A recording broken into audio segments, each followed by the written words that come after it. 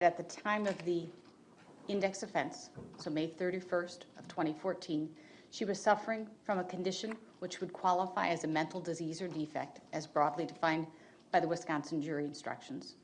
And I also concluded that because of symptoms of that condition, she was rendered to lack substantial capacity to appreciate wrongfulness or conform her conduct to the requirements of the law, and that there was support for her plea in this case.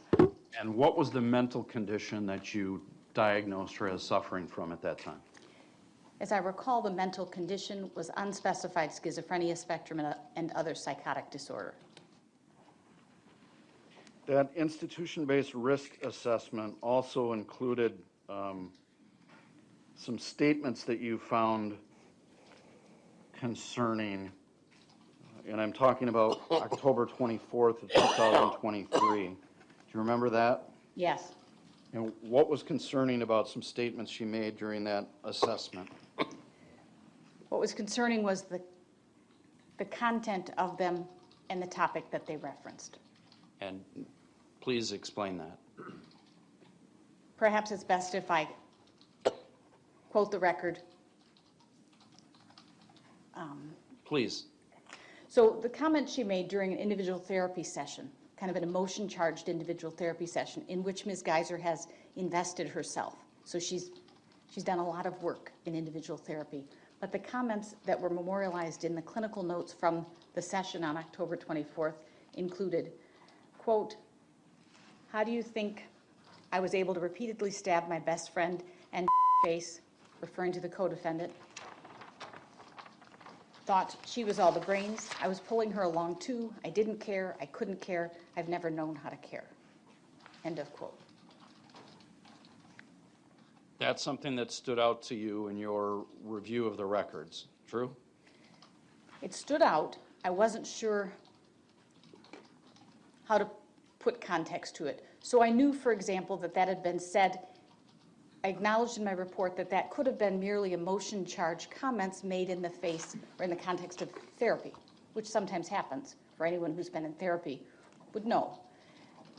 On the other hand, this is quite recent to petitioning for conditional release and suggests, at least in that moment, a callous perception of herself.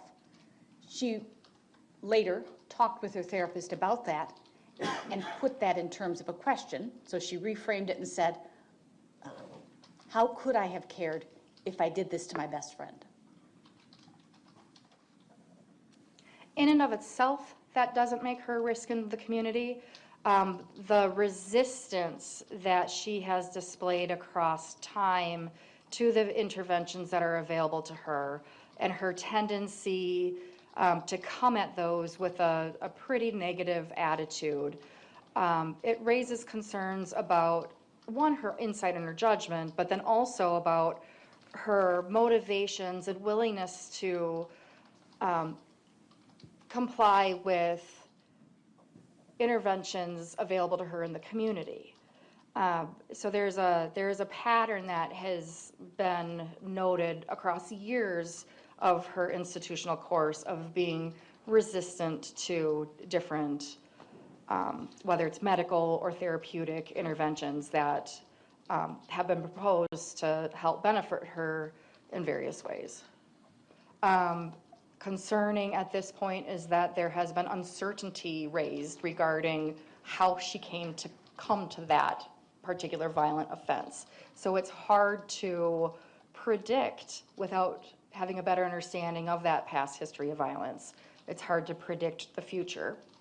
Of more concern to me, though, is that throughout the records, she continues to be an individual who experiences prominent symptoms of mood instability, very much trauma-specific or characteristic symptoms.